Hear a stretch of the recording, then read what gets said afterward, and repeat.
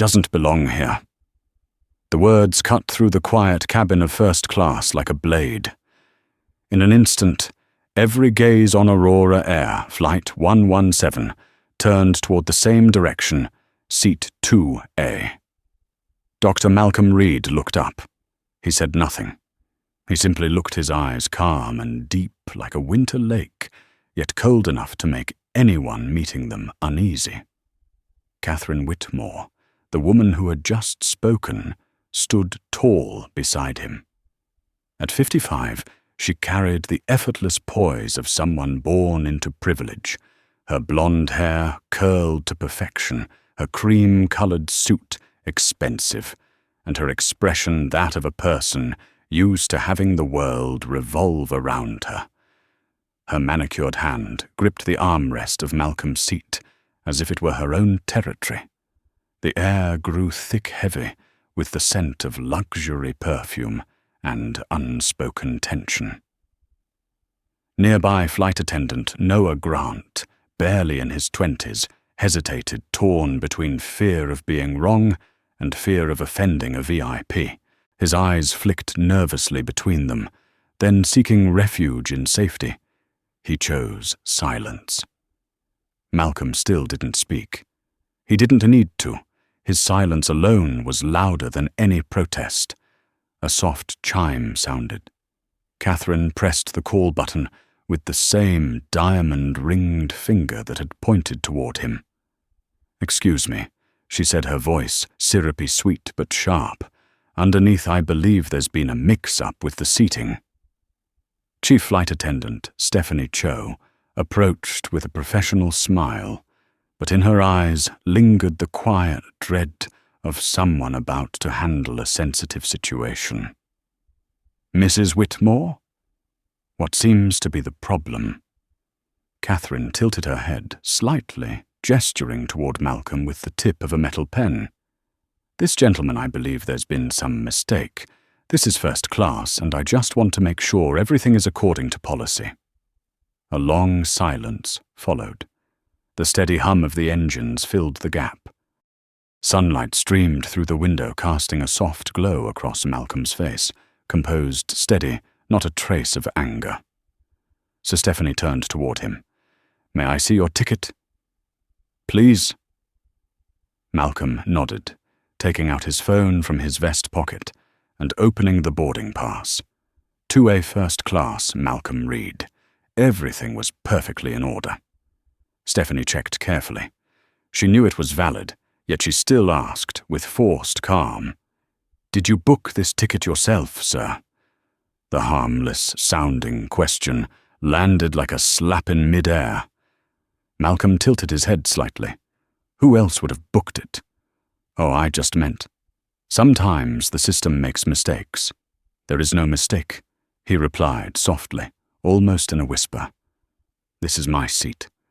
But she was already turning away, leaning toward Noah to whisper something. Their hushed words and averted eyes said everything they wouldn't dare speak aloud. Catherine settled into the seat across the aisle, pretending to focus on her tablet, but the faint smile tugging at her lips betrayed her victory. The first-class cabin, usually filled only with the soft clicks of champagne glasses and magazine pages, now felt suffocating. People didn't stare outright. They only glanced just enough to understand what was happening. No one spoke, but everyone knew the black man in seat 2A was the anomaly. Malcolm could feel every gaze, every whisper. He had lived this scene before, in boardrooms, at elegant galas, even on flights he himself had financed. But today was different. He wasn't just being judged. He was witnessing a test of the very system he once believed in. He placed both hands on the folding tray, inhaled deeply, and counted his breaths. Calm. That was the one thing he had never lost. Noah returned this time with Stephanie beside him, tablet in hand. Their smiles were rehearsed, their eyes cautious. "Mr. Prejudice," Reed Stephanie began. "We just need to verify a few small details to ensure there are no errors before takeoff." Verify what exactly? Just standard protocol, your ticket, your identity routine checks, she said. Standard for whom? Malcolm asked. The question froze the air around them. Noah's eyes dropped to the screen, pretending to read. Catherine's lips curved into a delicate smile, the satisfaction of someone whose power had just been confirmed. Malcolm leaned back in his seat, his voice steady and low. I've done everything right. Checked in online, boarded the correct seat, valid ticket. The only thing wrong here is the way you're looking at me. No one answered. The only sound left was the tapping of Catherine's keyboard and the faint click of Stephanie's earpiece as she murmured into it. We'll confirm with the gate, just a few minutes. Malcolm turned his gaze toward the window. On the runway, sunlight stretched across the tarmac as planes took off one by one. His, however, remained still, held hostage by a single absurd question. Does he really belong here? A chill traced his spine. He was no longer angry, just tired. Tired of the repetition of a script he knew by heart, people assuming he was wrong, then trying to prove it no matter how. A man from a few rows back whispered, "What's going on up there?" Someone else replied softly, "Probably a mix-up. Those types always have trouble." Those types. The words landed like lead. Malcolm closed his eyes not to escape, but to feel it fully, the cold seeping through the fabric of his tailored suit, the silence of those who watched but said nothing.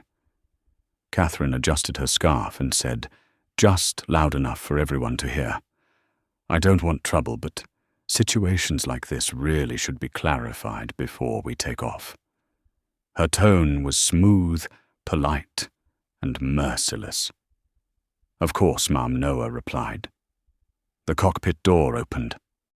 A figure in a crisp captain's uniform stepped out and walked down the aisle with slow, deliberate authority. The rhythmic click of Captain Laura Bennett's heels echoed across the carpet. No one spoke. All eyes followed her, the person who would decide the fate of Seat 2A. Malcolm opened his eyes, meeting her gaze head-on. No fear, no retreat. She stopped before him, her voice calm and measured. "I was told there's some confusion about seating." "There's no confusion," Malcolm said, his voice deep and certain. Catherine smiled again, convinced she had won. But she didn't know. In that very moment, the man in Seat 2A was memorizing every face, every word, every breath in that cabin, as if he already knew this wouldn't end here. And indeed it wouldn't. The air inside the first-class cabin of Aurora Air Flight 117 was so thick you could almost hear your own heartbeat. Flight attendant Noah Grant and chief attendant Stephanie Cho stood side by side like two cadets waiting for orders. In front of them, Captain Laura Bennett tilted her tablet slightly, her eyes scanning meaningless lines of data, because what needed to be verified was never on a screen. Mr. Reed Laura began her voice, controlled but tense. "We just need to confirm a few details with the system. It's standard procedure." Malcolm looked up, his gaze sharp, but not hostile. "Procedure for whom, Captain?" The question made Laura pause. She pressed her lips together, then replied in the tone people call professional. "For all passengers, of course." "Then what about seats 2B, 2C, and 2D?" Malcolm asked, his eyes steady, unwavering. No one answered. From the rows behind, some passengers glanced up, others pretended to scroll through their phones. But no one missed this moment. The man in seat 2, a calm, composed, impeccably dressed, was breaking an invisible order everyone had quietly accepted, the unspoken rule of who gets to question and who must prove they belong. Laura took a breath. "Please, sir, cooperate so we can avoid any misunderstanding." "I have cooperated," Malcolm said evenly. I provided my ticket, my name, and confirmed my seat. We just want to be certain. Malcolm nodded slightly. So do I, Captain. I just want to be certain that your certainty doesn't come from the colour of my skin. The words froze the air. Catherine Whitmore turned her head and let out a sharp, brittle laugh. That's absurd, she muttered, just loud enough for 2 rows to hear. No one mentioned skin colour. Then why am I the only one being questioned? Malcolm replied softly. It wasn't a question anymore, it was a verdict. Laura shifted her gaze to Stephanie, silently signalling her to proceed. The chief attendant bowed slightly and spoke in a low, cautious tone. Sir, if you could please step out of the cabin for a moment, we'll verify everything quickly. Malcolm looked at her. His calmness was so absolute, it was almost frightening. No. One word. Firm, heavy landing on the floor like a stone. Noah swallowed hard. He had never seen anyone refuse like that, not in first class. Catherine shook her head, pressing harder on her tablet screen, as if annoyed by someone causing trouble. You're delaying the flight, she said sharply.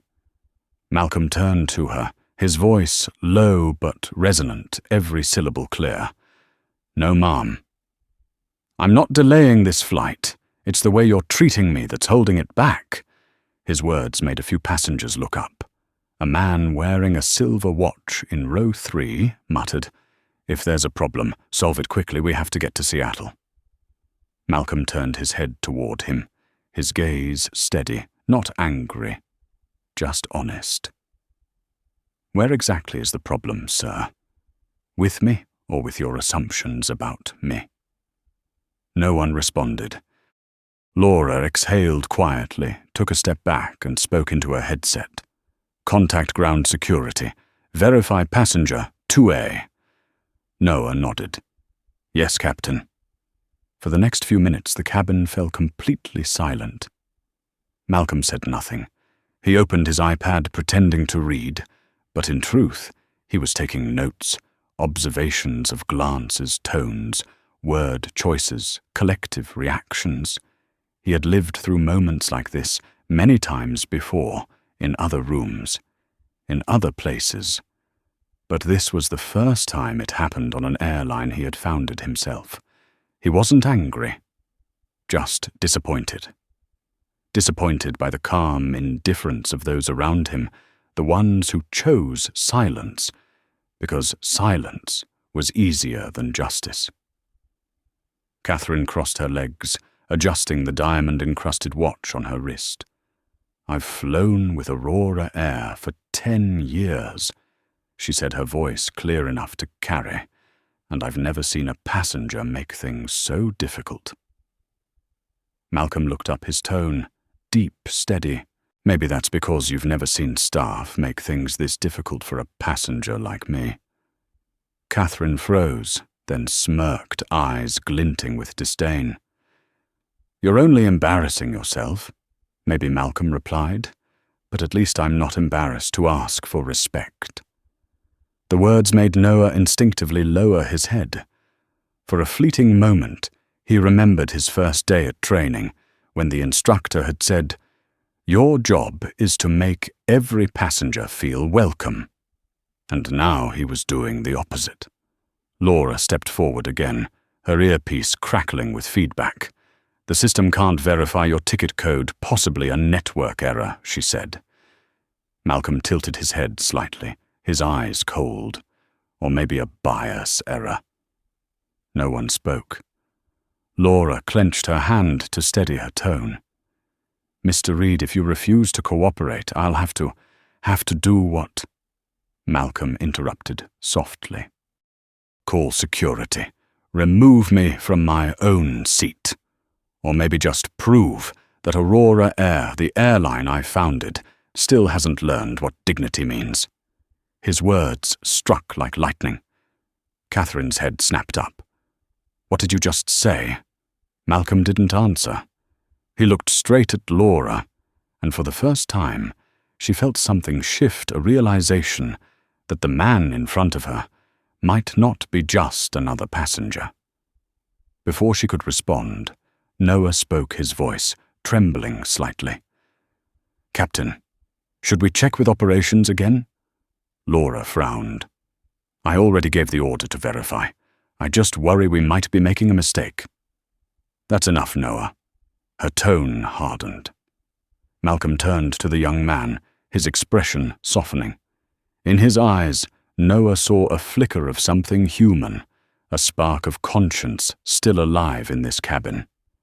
Then Malcolm turned back toward the window, where sunlight reflected his face in two halves, one calm, one weary. Outside, other planes were taking off engines, roaring, slicing through the wind. Freedom, that sound of movement, was what he had always believed everyone deserved. And yet here, he sat held back because someone decided he didn't belong. Laura rested her hand on the seat in front of him, lowering her voice. "Mr. Reed, if you just cooperate, this will all go faster." Malcolm didn't look up. "I already have. I'm just refusing to bow." Laura's tone sharpened. "If you don't leave this cabin now, I'll then do it." Malcolm interrupted softly, like an exhale. "But before you do, I suggest you call your supervisor. Because when the truth comes out, the one being verified won't be me." Silence fell over first class. Catherine went still. Noah held his breath. Stephanie looked down. Laura stood upright, hiding the slight tremor in her hand. 1 minute. 2 minutes. No one spoke. The only sound was the deep hum of the engines, steady and low, like the heartbeat of an approaching storm. In seat 2, Malcolm quietly switched on his phone's camera, the red light blinking. He was no longer just a passenger. He had become a witness to the truth he was about to expose. And across the aisle, Catherine Whitmore still didn't realize this storm wasn't coming for him. It was about to sweep away the entire world she thought was safe. "Mr. Reed, I need you to step outside, right now." Captain Laura Bennett's voice was hard, each syllable dropping into the hush, like the strike of a cold hammer. Malcolm Reed looked up, his gaze unwavering. He spoke softly, only 3 words, "No." "I'm staying." First class held its breath. In that air that no was not merely a refusal of a request, it was a defiance of an order hidden in plain sight, the unspoken order that says power and prejudice may command the truth. Stephanie Cho glanced at Noah Grant, her eyes silently asking for help. But the young attendant stood, frozen hands clenched around the safety checklist, his face as if bound by silence. Catherine Whitmore gave a small laugh, sweet and sour as vinegar. Ridiculous. If he would just cooperate, this flight would have taken off already. Malcolm turned, meeting her gaze. "I do not cooperate with disrespect, Mrs. Whitmore." The words were gentle as a breeze, yet enough to knock Catherine off balance. She sprang to her feet, an expensive silk scarf slipping to the floor. "How dare you accuse me of disrespect? I'm only asking for clear procedure." Malcolm remained composed, eyes never leaving hers. "And that clear procedure only began the moment I sat in this seat, didn't it?" Her mouth opened, but nothing came out. Laura stepped in, a trace of fatigue in her voice. "All right, both of you, let's calm down. Mr. Reed, this isn't personal. I just need to ensure every passenger is comfortable." Malcolm tilted his head, a faint smile at the corner of his mouth. "How interesting. I am a passenger too, Captain. Why is no one concerned about my comfort?" The question made Stephanie's heart tighten. For the first time, she felt she might be standing on the wrong side. Laura exhaled hard, then looked to Noah. "Call ground security. Tell them to prepare to assist." Her voice moved through the headset, cold and mechanical. Malcolm looked out the window. Sunlight had fully climbed. On the runway, another aircraft rolled forward and slipped away smoothly free and quiet the way this flight should have been. He inhaled deeply. A chill edged into his chest with a familiar weariness, the memory of how many times he had had to prove he had the right to be where he belonged. He knew this too well, but today he no longer wished to be silent. Without a word, Malcolm took out his phone and switched on the camera. A small red light pulsed on the screen. He set it on the tray table lens facing forward. No warning, no declaration, just a small movement, and it tipped the room off its axis.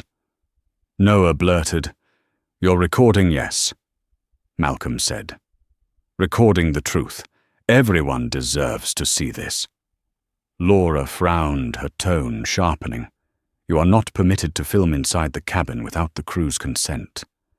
And you are not permitted to question my identity without cause." The answer stopped Laura cold. For an instant she looked unsettled, the first flicker of awareness that she was being recorded, on the thin line between right and wrong. Catherine slapped a palm lightly against her seat. "I will not be part of this cheap spectacle. It's shameful." Malcolm turned back, his voice low, and even a melody that needed no crescendo. "No, ma'am. This is not a spectacle. This is reality." Colour rose to Catherine's face, anger flaring in her eyes.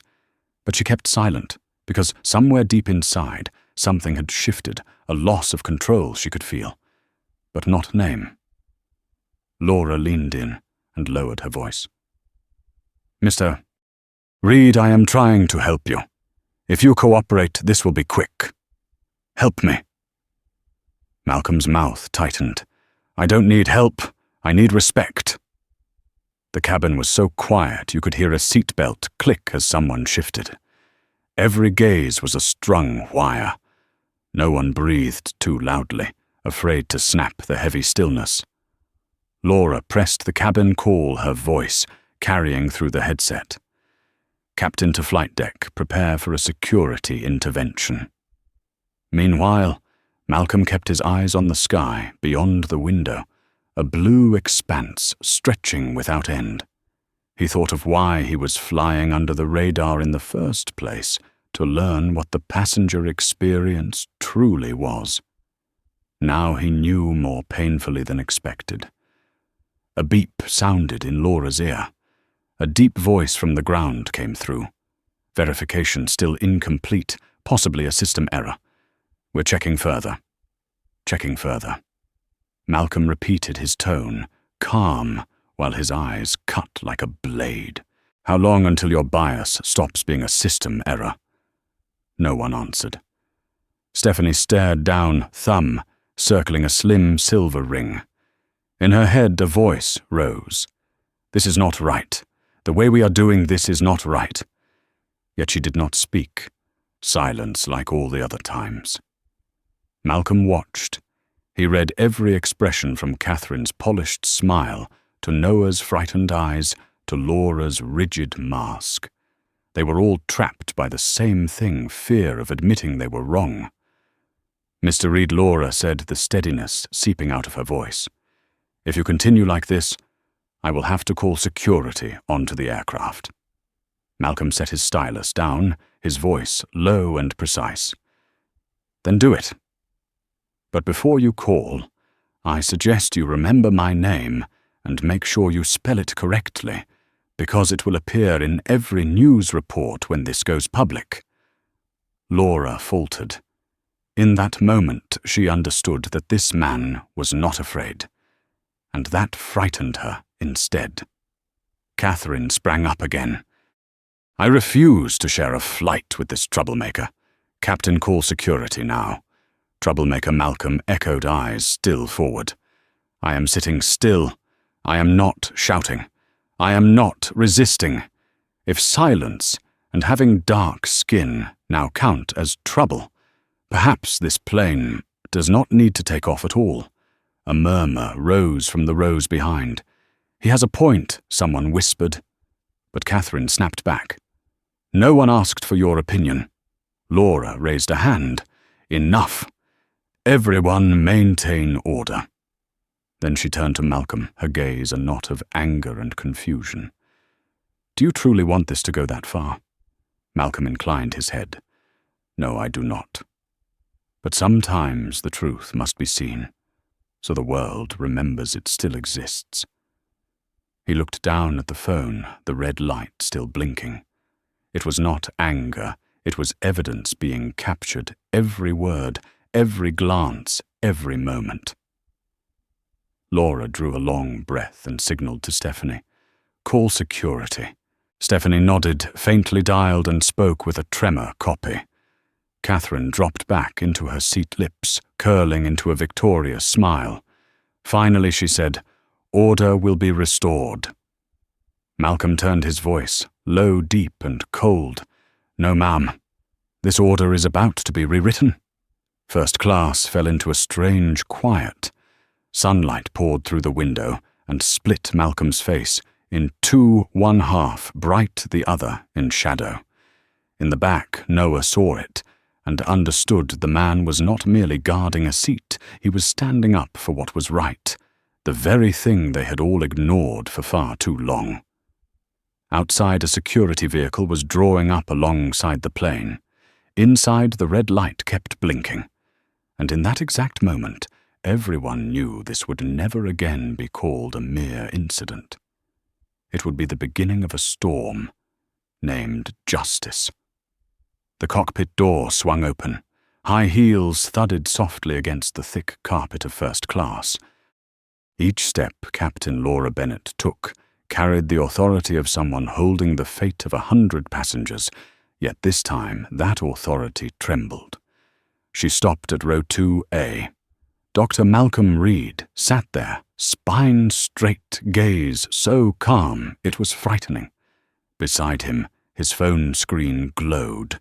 The red light blinked silent, yet more threatening than any words. Mr. Reed, Laura said, trying to keep her composure. I understand there has been a misunderstanding, but we need to re-verify information to ensure every passenger is comfortable before takeoff. Comfort, Malcolm echoed his voice, low, almost a strangled laugh. You speak as if the comfort of everyone can be achieved by humiliating one person. The air thickened, every eye fixed on them, some curious, some expectant, some impatient for it to end, so the plane could leave. Across the aisle, Catherine Whitmore tilted her head, her tone smooth. Captain Bennett, I have flown with Aurora Air for more than 10 years. I have never seen such unprofessional behavior. We just want clarity, that is all. Laura turned to her and tried to nod. I understand, Mrs. Whitmore. I am handling it. Malcolm looked at the two women, one speaking in the name of procedure, the other in the name of privilege, and he understood that in their eyes he had never been a customer. He was a situation to be handled. Captain, he said slowly, my ticket is valid. I checked in online, past security, past the gate, and sat in my assigned seat, yet, because someone decided I did not look appropriate, you chose to doubt everything I did right. Laura held a smile as thin as a blade. We are only following safety procedures. Safe for whom? Malcolm asked, his eyes never leaving hers. The question rocked Laura. Her chest tightened. In all her years of flying and dealing with difficult passengers, she had never seen eyes like his. Not angry, not afraid, only filled with disappointment. From the rows behind, soft murmurs rose. A man with a silver watch said, under his breath, If there is a problem, solve it quickly. We have a meeting. The woman beside him nodded. Exactly. Do not let one person affect the entire flight. Malcolm did not turn, but he heard them clearly. Exactly, he said. Do not let one person affect the entire flight, especially when that person is the one who refuses to face their own bias. Laura gripped her tablet. You are insulting my crew." "No," he answered gently. "I am speaking the truth you are trying to avoid." The cabin fell silent. Stephanie Cho lowered her head, trying to hide the tears welling in her eyes. She remembered first seeing Malcolm in the VIP lounge, not recognizing him, only seeing him help an elderly passenger fasten a belt. She had thought him kind. Now, standing between him and the system she served, she felt unbearably small. Catherine suddenly spoke, as if to seize back control. "I want to emphasize that I am biased against no one, but clearly this is inconveniencing all of us. If he truly has a ticket, why not prove it again, so everyone can feel at ease?" Malcolm turned and looked straight at her, his voice low and firm. "You speak as if truth only has value when it soothes you. Truth does not need your permission." Colour rushed into Catherine's face. "You," Malcolm raised a hand, cutting her off. "Enough." "You have said plenty," Laura interjected, trying to contain the situation. "All right, tensions are high. Mr. Reed, please understand. We want everything to proceed smoothly. If you could step outside for a few minutes." No, Malcolm cut in his voice, still calm but carrying weight. "I will not stand up just to make someone else feel comfortable about their prejudice." Noah Grant, the youngest on the crew, stood motionless behind them, heart pounding. He wanted to say he is right, but his throat locked. Laura's patience began to fray. "You are causing a disturbance, and I will not let this escalate." Malcolm's mouth curved faintly. "You cannot stop what is escalating, Captain, because it is not me. It is the truth you are trying to smother." A brief hush settled. Laura turned and walked toward the front of the cabin, speaking quietly into her headset. "Contact operations. Situation in 2. A remains unresolved. Prepare to call security." Stephanie answered softly, her voice shaking. "Copy, Captain." Malcolm watched. Not anger, not fear.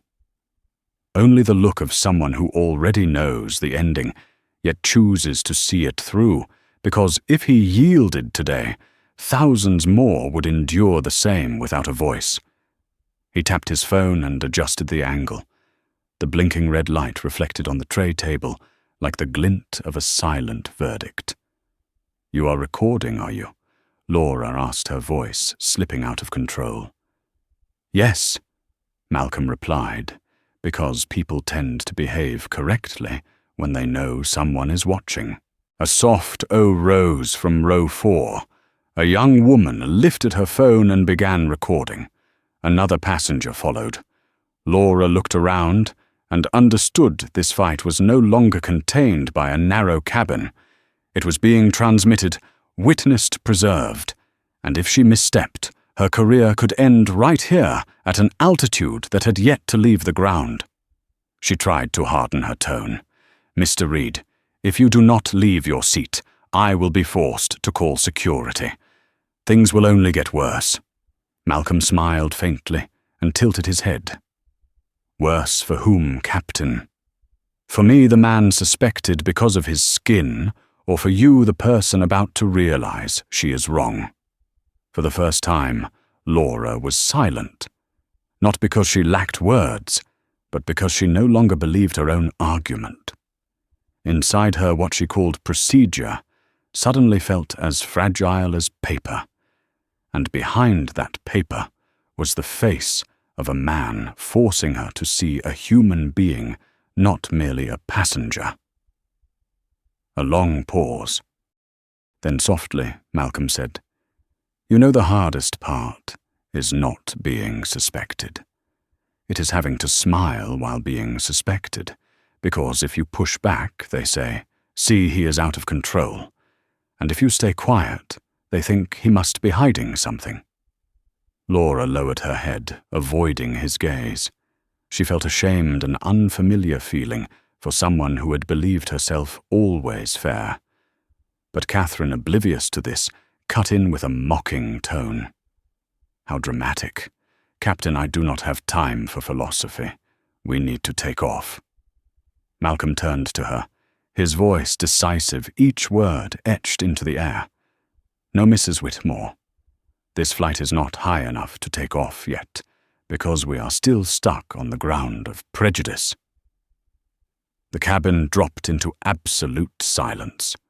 Noah looked at him, and for the first time in his life understood that calm can be stronger than command.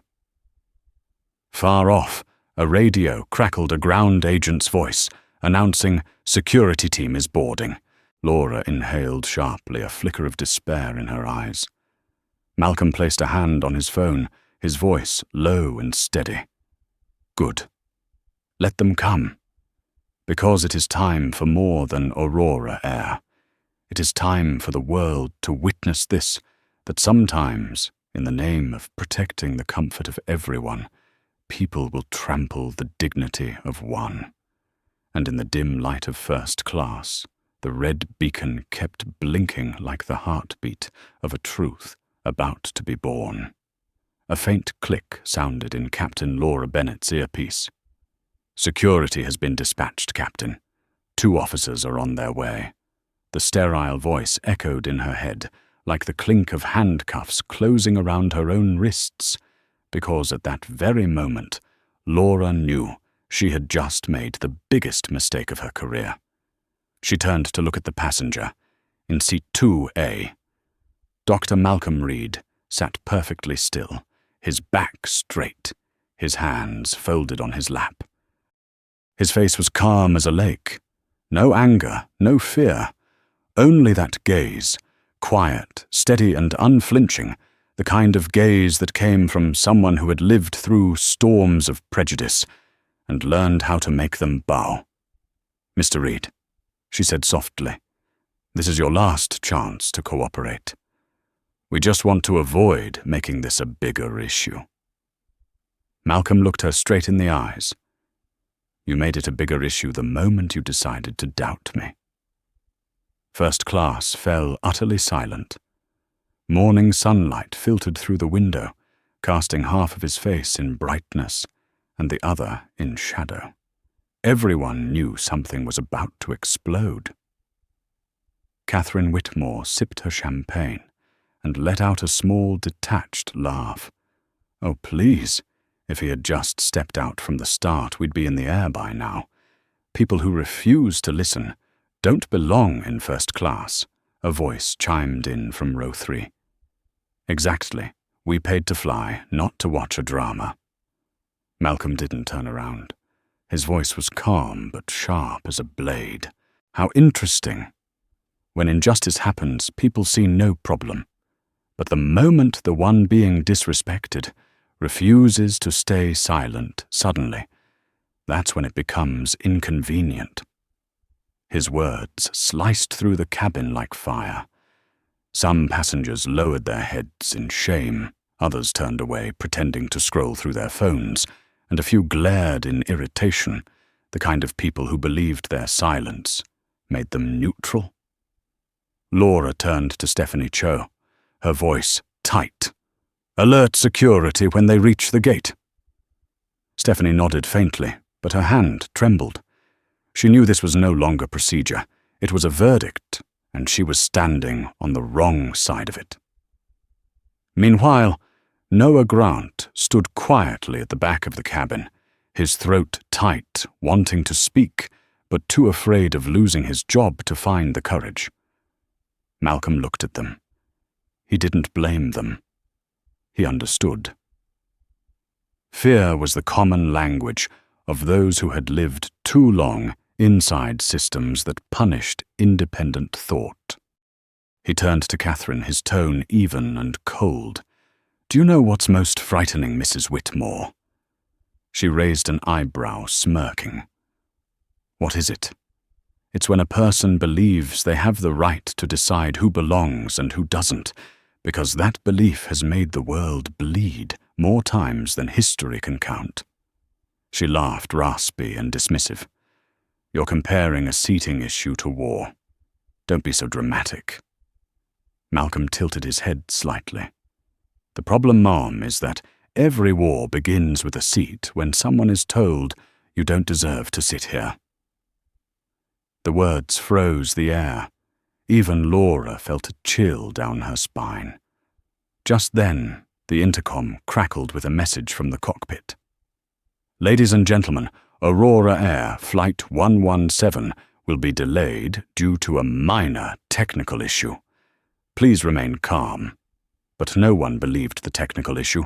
Everyone knew exactly where the problem sat, row 2A. The man with the silver watch from the back spoke again, his tone cold. Captain, as a long-time customer, I suggest resolving this immediately. If he won't comply, remove him. Don't make 100 people suffer for one. A few voices murmured in agreement. Catherine smiled faintly. Laura nodded slightly, as if the agreement were the justification she needed to make her choice seem right. Malcolm turned, sweeping his gaze across them. It's easy to choose sides when the side you choose makes you feel right, he said. But don't forget, when you stay silent or agree, you become part of the wrong you're watching. Catherine rolled her eyes. Oh, please, another moral lecture. No, Malcolm replied. That's not a lecture. It's the truth.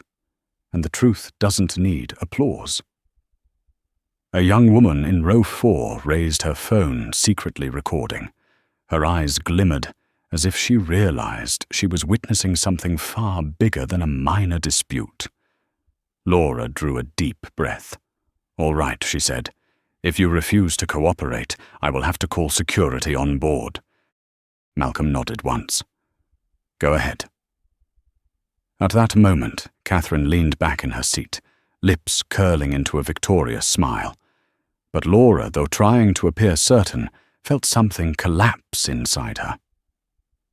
Minutes later, a radio crackled in the aisle. Security's here. 2 uniformed officers entered firm stance, scanning eyes. One of them, Sergeant Mark Alvarez, looked seasoned, steady, perceptive. Captain, what's the situation? He asked. Laura gestured toward Malcolm. This passenger refused to comply with crew instructions and has shown signs of resistance. Malcolm lifted his head, his voice calm and low. I am sitting in my assigned seat, asking only to be treated fairly. Mark looked at him, then at the phone still recording. His eyes shifted, the suspicion fading into something else, curiosity, concern. So may I see your ticket? Malcolm unlocked his phone and held out the boarding pass. Dr. Malcolm Reed, seat 2A confirmed. Mark stared for a few seconds, then turned to Laura. The ticket is completely valid. The air cracked like a taut string snapping. Catherine leapt to her feet. Then what about all this commotion? Someone has to take responsibility. Malcolm met her eyes. You're looking at the one responsible, ma'am, just not the one you think. Laura stepped forward, her face pale. She knew everything was slipping out of control. Sergeant Alvarez, follow procedure. Escort the passenger off the plane. Mark frowned slightly but stepped forward. Mr. Reed, I have to ask you to leave the aircraft. Malcolm reached slowly into his wallet and pulled out a business card. He held it up so the light caught the silver print. Dr. Malcolm Reed, CEO and co-founder Aurora Air. The cabin erupted into stunned silence. Noah's eyes widened. Stephanie's mouth fell open. Catherine froze like a statue. Laura stood, paralyzed. Malcolm spoke quietly, his voice soft as air, yet each word weighed heavy in the room. Before you do that, Sergeant, you might want to call Erin Cole, the current CEO of Aurora Air. Ask her if removing the co-founder of his own airline is part of company procedure. Mark tightened his grip on the card, heart pounding. He looked at Laura, whose face had gone white as paper. Catherine stammered, That's impossible, he can't be. Malcolm turned to her, smiling. You're right about one thing, Mrs. Whitmore. I don't belong here. I belong above it." First class fell into a silence so deep it was almost sacred, the kind of stillness that comes before a storm truly begins. Outside sunlight streamed through the windows, reflecting off the shimmering Aurora Air logo, a mirror image of an airline now forced to face the very soul it had forgotten. The entire first-class cabin of Aurora Air Flight 117 fell silent. No more whispers, no more impatient sighs, only the steady hum of the engines, waiting for clearance to take off like the heartbeat of something enormous being held inside a collective chest. Captain Laura Bennett stood frozen, her lips parted, but no words came out. Inside her mind, protocols, manuals, and behavior guidelines scattered like loose papers caught in a storm. Everything she had believed to be right was collapsing before her eyes, all because of a small silver business card. Dr. Malcolm Reed still sat calmly in seat 2A, as if he were in his own home. He didn't need to shout, didn't need to prove anything else. His name alone, the name of the founder of Aurora Air, rendered every justification meaningless. "You wanted me off this plane," he said slowly, his deep voice steady, "because you thought I didn't belong here. But I built this place, every seat, every policy, every promise that said, respect for all passengers. And today you've shown me that the very system I created has forgotten its soul."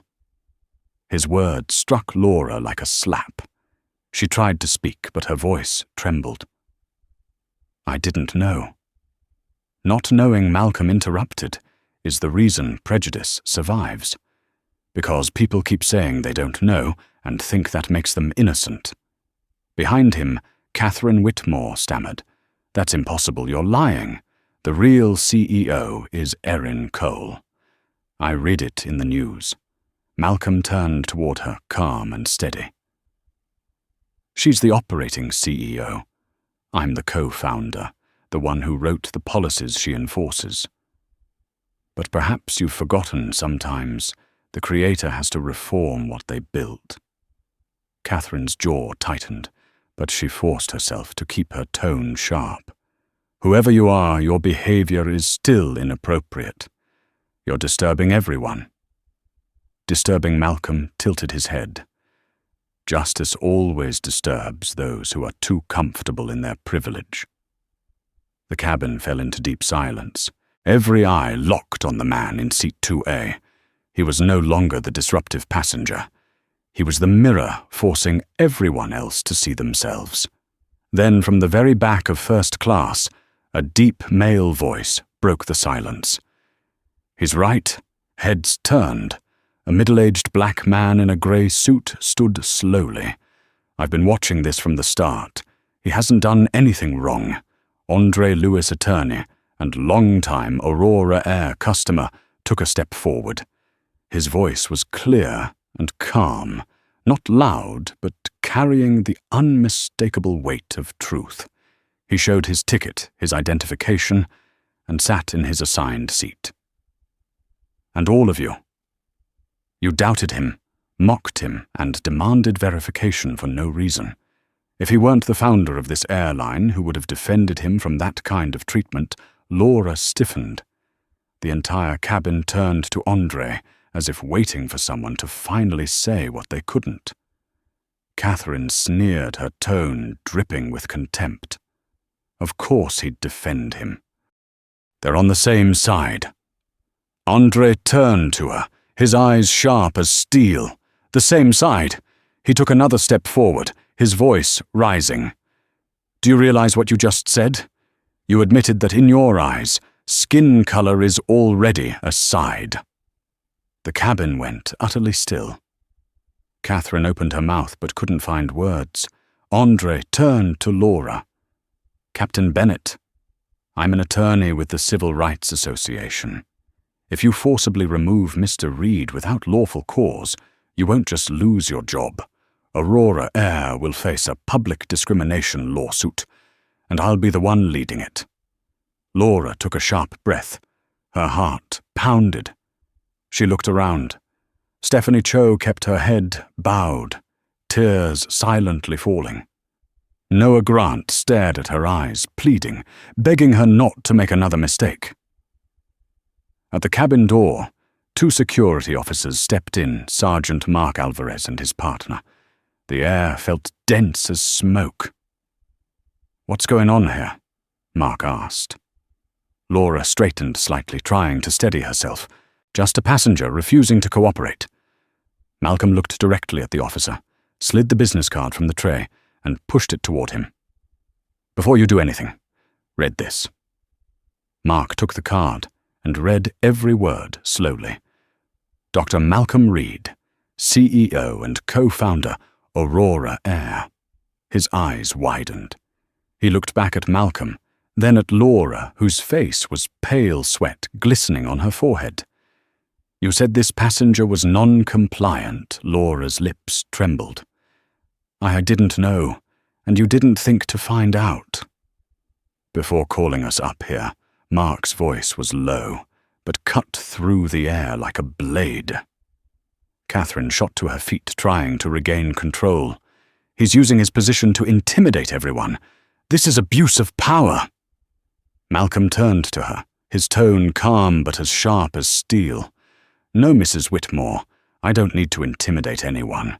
I simply let people reveal who they truly are." A young woman in row 4 whispered, "I recorded everything." Another nodded. So did I. Little red lights blinked across the cabin phone's camera's evidence. Mark pressed his earpiece, confirming crew misconduct likely. Suspend removal order. Contact headquarters. Laura nearly collapsed. She knew it was over. Malcolm leaned back slightly, his voice low but clear. "Captain Bennett, I don't need an apology. I need you to see how this system reacts to someone who doesn't fit its mold." Then he turned to Mark. "You can call Erin Cole, CEO of Aurora Air. Ask her what's happening on her plane." Mark immediately made the call. 3 rings. Then a strong female voice came through the speaker. "This is Erin Cole." "What's going on?" Mark spoke briefly. A pause followed. Then Erin's voice sharpened. "Put Dr. Reed on." Laura froze. Malcolm took the phone, his voice steady and composed. "Erin, I've just finished our undercover assessment." Silence for a moment. Then Erin asked, and Malcolm answered softly. The system failed. Completely. The cabin was still as stone. Erin's voice came through again, lower but clear enough for everyone to hear. "Maintain the scene. The flight is suspended. The crew is to be temporarily relieved, pending investigation. I'll handle this personally. Hand the phone back to the captain." Malcolm passed the phone to Laura. Her hands trembled as she took it. Erin's voice carried through the cabin. "Captain Bennett, Mr. Reed is the co-founder of this airline. You've just violated our core policy, dignity for all. I expect your full cooperation. No debate, no excuses. Mr. Reed is now in charge of the cabin until I arrive." The phone slipped from Laura's fingers and hit the floor with a sharp, hollow sound. Malcolm looked around the cabin, his tone low and steady. "As of this moment, Aurora Air Flight 117 is suspended. The crew will leave the cabin for investigation. And Mrs. Whitmore," he paused, eyes locking on hers, "you are permanently banned from flying on our airline." Catherine shot up, shouting, "You can't do this, I'll sue you." Malcolm tilted his head, his voice soft as wind. "No, you won't. Because from this moment on, the power you thought you had no longer belongs to you." A silent gust seemed to sweep through the cabin, carrying away all traces of arrogance, prejudice, and the illusion of control. Aurora Air Flight 117 had not yet taken off, but justice had just landed. No human voices remained, only the hiss of wind outside, and the pale noon light pouring through the windows of a motionless aircraft on the runway. In the first-class cabin of Aurora, Air Flight 117, everything felt frozen. A world once run by privilege and procedure had been overturned in a matter of minutes. Dr. Malcolm Reed stood. He did not raise his voice. He issued no orders. He simply stepped into the aisle, each slow, steady footfall, carrying the kind of authority that never needs to shout. "This flight," he said, his low voice carrying through the cabin, "is officially suspended until the investigation is complete." Captain Laura Bennett lowered her head, face drained of color. Beside her, Stephanie Cho clasped her hands, eyes wet. Noah Grant stared at the floor, his whole body taut. No one objected. No one dared. Malcolm turned to Sergeant Mark Alvarez, the security officer by the cabin door, who had witnessed everything. "Officer Alvarez, I need you to escort the entire crew off the aircraft.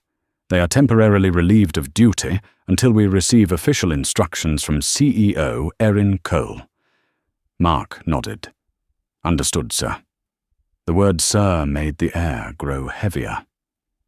Laura lifted her head to speak, but Malcolm raised a hand, a small gesture that seemed to halt the world.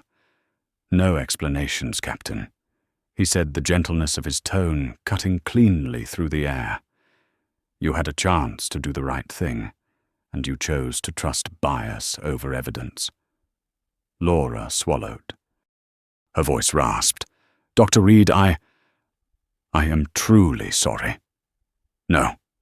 Malcolm shook his head. "Do not apologize to me. Apologize to the system you just defended, without meaning to the system that convinces people procedure can excuse any insult." He turned to Stephanie. She looked down as tears slid to the carpet. "I know I was wrong," she said, voice tight. "I just did not dare speak up." Malcolm nodded slowly. "I understand. Fear of losing a job keeps many people silent. But silence is still a choice, and today you must learn to take responsibility for that choice." Noah stood stunned. He was naturally quiet, but heat rose in his chest now. He wanted to say, "I am sorry," yet the words stuck in his throat. Malcolm looked at them one last time, then said softly, "Go. The crew will exit the cabin now." Mark signaled and stepped forward. Laura's hand trembled as she unpinned her captain's insignia. She placed it in Malcolm's palm, a silent surrender. He studied it for a long moment, not to humiliate her, but to remember power only matters when it is joined to conscience. As they filed out, Catherine Whitmore sat rigid in seat 2. B-face flushed. She gripped her handbag and stared out the window, clinging to the last shreds of pride. Malcolm approached. "Mrs. Whitmore." She did not look at him. "Mrs. Whitmore," he repeated, lower now, cooler. "You are permanently banned from flying on the entire Aurora Air network." Catherine whipped around, fury blazing in her eyes. "You have no right. I am a long-time customer." "You have a right to fly." Malcolm cut in, "until you use that right to degrade others. From that moment on, it is no longer a right. It is a privilege revoked." She sprang up, shouting, "You are discriminating against me." Malcolm tilted his head with a faint smile. "No, ma'am. I am doing what this system should have done long ago, drawing a line between the decent and the toxic." Mark Alvarez stepped forward. "Ma'am, this way, please. You cannot throw me out like this. I will sue." Malcolm met her gaze. "You can sue. But before you do, watch the videos recorded by half this cabin. You will see that if justice were a film, you would be the antagonist." Catherine froze. Words failed her. Mark gently took her arm. "This way, ma'am." Her heels struck the carpet in hard, hollow beats, each step a nail driven into the coffin of pride. The cabin door closed. Only Malcolm remained, and a handful of passengers who had said nothing, watching in silence. He drew a long breath and turned to face them. "Ladies and gentlemen," he said, his voice unhurried, yet resonant. "I know what just happened has made everyone uneasy. But if you think this was only an incident, you are mistaken. It is a mirror. It shows how the world still works, quick to doubt others, slow to look inward." A woman in her middle years in row 4 raised a hand. Dr. Reed. "I did not speak, but I saw everything. I am sorry I stayed silent." Malcolm offered a small smile. "Thank you. Silence can be a fault, but recognizing it is the first step toward change." He looked around. "I do not want anyone leaving this cabin with a weight on their heart. I want you to understand that respect is not something we give because someone has power. It is something we owe each other because we are human." His eyes came to rest on Noah. The young attendant still bowed. Malcolm nodded. "You have a chance to become a better version of yourself than the one you were today. Do not waste it." Noah nodded, eyes rimmed red. "Yes, sir." Malcolm stepped to the front and lifted the small wall microphone, switching it to cabin-wide. His voice carried over the speakers. "Dear passengers, Aurora Air Flight 117 will temporarily stand down and change crews. You will be served again in 15 minutes. On behalf of the airline, I apologize for what happened, not because it was inconvenient, but because it reflects a deeper sickness in our society, the habit of staying silent in the face of injustice." When he finished, the cabin was still. No one applauded, but some lifted their heads, and their eyes were different. Stephanie reappeared at the door, lips trembling. "Dr. Reed, I know an apology is not enough, but thank you for a lesson I will never forget." Malcolm nodded. "Go. Start again from the truth." She bowed her head and left tears falling to the carpet. Outside sunlight washed the fuselage. The Aurora Air logo flashed bright as if the sky itself were witnessing a cleansing. Malcolm looked through the window. On the runway, Catherine Whitmore was being led away, her figure shrinking in the white glare. There was no gloating and no triumph, only a strange, quiet peace. He knew what he had done today was not to win, but to end a long chain of quiet losses that too many had endured. "This flight may be grounded," he whispered, "but dignity will keep flying." Outside, engineers checked systems and prepared for the new crew. Inside the man in seat 2, A closed his eyes not to rest, but to map out the largest reform in the history of Aurora Air. Aurora Air Flight 117 sat still on the runway, like a steel bird halted mid-flight. But inside its first-class cabin, something was shifting, not the air, but the consciousness of everyone within it. 15 minutes later, the cabin door opened. A new crew entered uniforms, crisp steps, sharp and confident. Leading them was Captain David King, around 52 years old, tall, composed, with the steady eyes of someone who had logged thousands of hours in the sky. He stopped at row 2A and gave a respectful nod. "Dr. Reed, I'm David King. I'll be taking command of this flight in place of Captain Bennett." Malcolm stood and shook his hand. The handshake was firm, not between superior and subordinate, but between two people who understood that true respect always begins on equal ground. "Thank you, Captain King," Malcolm said. "I trust this flight will proceed, as it should, ordinary but dignified." David nodded. "You have my word, sir." Then he turned to direct his new crew. Every movement was fluid, professional, and without a single glance of curiosity or fear toward seat 2A. Gradually the cabin settled. Passengers leaned back in their seats, no one speaking loudly, no one daring to judge. The silence that filled the air was no longer cold. It was the stillness of awakening after a long sleep. Malcolm looked out the window. The sunlight slanted across the plane's silver wings, shimmering like a reminder that every journey deserves another chance to fly, as long as people are willing to change. He opened his laptop, not to write a report, but to record what had just happened. Across the screen appeared the title, "Walk a Mile, the Rebirth Project of Aurora Air." His fingers moved quickly, the words firm and clear. If a leader only sits in the front seat and gives orders, they will never understand how the back seat feels. If a company only trains employees to follow procedure, but not to act with humanity, then every procedure is meaningless. Aurora Air must change, not through termination, but through awareness. He paused, inhaled deeply. This was no longer a report about an incident. It was a declaration of a new system. Behind him, passengers whispered softly. Some glanced at him, with eyes that no longer held suspicion, but respect. The young woman in row 4, the one who had recorded the entire event, spoke quietly. "Dr. Reed, I posted the video. I didn't expect it to spread so fast. Everyone's talking about it online." Malcolm smiled faintly. "Thank you.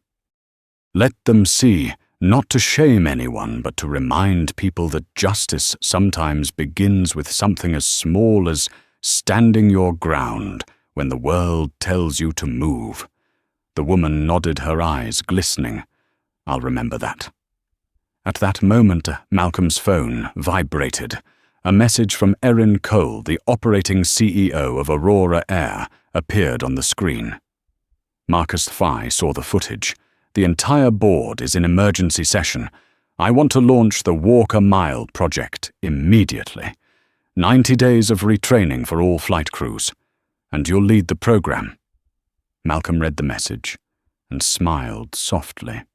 He closed his eyes for a few seconds, not to rest, but to feel the first motion of the gears of change. About an hour later, the plane took off. This time there were no judging looks, no condescending tones, only the steady hum of engines and the quiet peace everyone deserves to feel. Captain King emerged from the cockpit once the flight reached cruising altitude and walked to row 2 essay. "Dobisa, Wososohussa." "Reed," he said, "on behalf of the entire team, I apologize for what happened this morning, not just as a captain, but as a human being." Malcolm looked up, his smile warmer than usual. "Thank you, Captain. I don't need an apology. I need a promise that it won't happen again." If everyone at Aurora Air understands that a passenger isn't a case to be handled, but a human being with a story, we'll never have to retrain customer service again. We'll just need to retrain humanity. David King nodded. "I understand. And I promise we will." When he left, Malcolm turned back to the window. The sky stretched wide, so blue it felt like it could wash away the morning's mistakes. He touched the captain's insignia Laura had left behind. The metal was cool against his palm, a symbol of authority, now resting in the hand of someone who understood its true meaning, that dignity doesn't live in a title but in how we treat others when we hold power. He placed the insignia in his pocket and resumed typing on his laptop. Aurora Air will implement the Walk a Mile program. Every quarter, executives and senior leaders will travel as regular passengers without revealing their identity. All flight crews, ground staff, and management will undergo 90 days of retraining focused on service ethics, fairness, and unconscious bias. Success will no longer be measured by speed or profit, but by how often passengers feel respected. He reread the final line and smiled. Beside him, the new flight attendant, Rachel Tran, about 30 of Asian descent, bowed slightly as she handed him a cup of coffee. "Black coffee, no sugar, correct?" Malcolm raised an eyebrow. "How did you know?" Rachel smiled. "I read it in your internal profile. But I'm not serving you because you're the CEO. I'm serving you because today you're my passenger." Malcolm chuckled and nodded. "Thank you. That's exactly why I still believe in Aurora Air." When the plane landed in Seattle, the afternoon sun poured golden light through the windows. Malcolm closed his laptop, stood, but didn't leave immediately. He turned to look at the first-class cabin, the same space that only hours ago had been a battlefield of prejudice. Now it was peaceful, orderly, as if nothing had happened. Yet in the air lingered something new, a collective awareness of respect. He knew what had unfolded. Today wouldn't end with this flight. It would ripple into boardrooms, training sessions, hiring decisions, and the simple way an employee said, "Thank you" or "I'm sorry." Because true change never begins with policy, it begins with awareness. He pulled his suitcase and stepped toward the exit. Captain King stood at the door and bowed his head. "I hope we have the honor of flying with you again, sir." Malcolm smiled. "If next time I board this flight and no one recognizes who I am, that will mean Aurora Air has truly succeeded." Outside, the evening sky reflected off the plane's silver wings, quiet, radiant, and clear like the dawn of a new beginning. 90 days later, the meeting room on the 48th floor of Aurora Air headquarters was bathed in the soft, golden light of late afternoon. Outside, the Seattle sky shimmered after the rain, reflecting on the glass walls like 1,000 mirrors, forcing the company to face its own image. Dr. Malcolm Reed sat at the head of the table. In front of him were 3 people, Captain Laura Bennett, Stephanie Cho, and Noah Grant. No uniforms, no traces of rank or power remained. Only 3 individuals who had walked through a long journey of facing themselves. Laura spoke first, her voice low but steady. "Dr. Reed, I can't change what happened. But over the past 90 days, I've learned that prejudice doesn't only live in thought, it hides in our eyes, in our decisions, even in the silences we believe are harmless." She took a small, worn notebook from her pocket.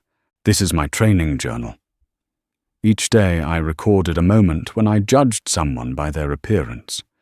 The results were worse than I imagined. But I'm still writing, so I never forget how blind I once was." Malcolm looked at her and nodded. In his eyes there was no anger, left only a quiet hope, fragile like a flame that had survived the storm.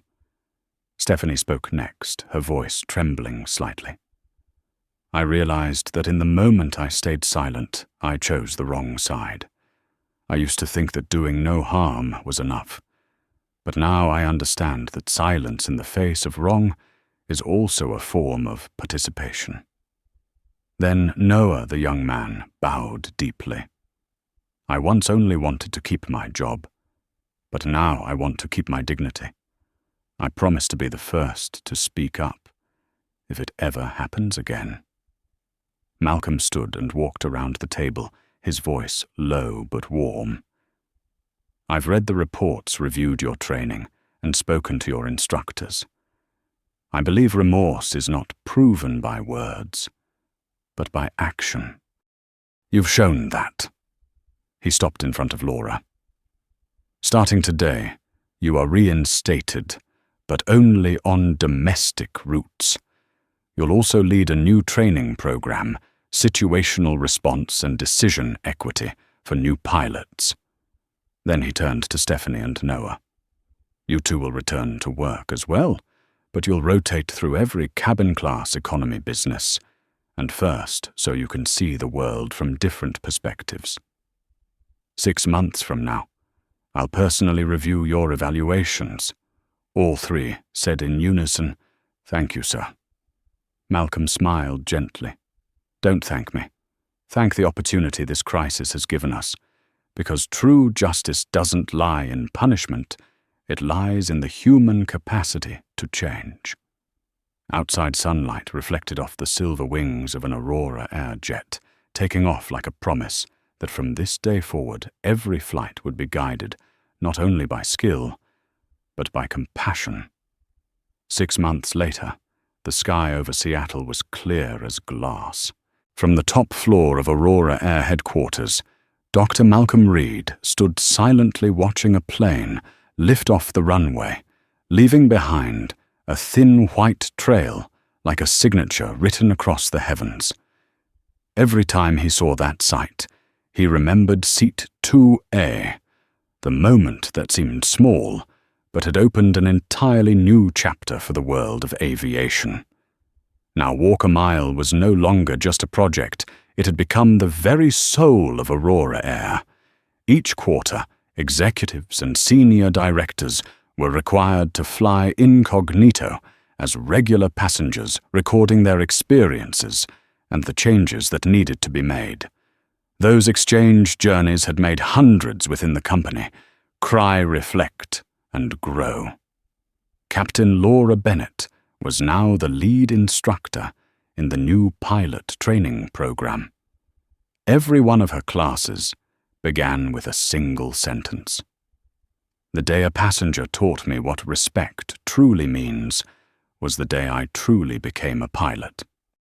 Stephanie Cho and Noah Grant were now coordinators of the Passenger Voices Initiative, an internal network teaching employees how to listen and respond when they witnessed injustice. All three had changed, and together they became living proof that justice does not need to destroy anyone to be fulfilled. The video of Flight 117 still circulated across the internet, but what pleased Malcolm most wasn't the millions of views. It was the quiet stream of emails he received every day, messages from passengers who had once been mistreated from airline staff, learning to say "I'm sorry" instead of "that's policy," and from ordinary people who had found the courage to stand up when they saw someone being disrespected.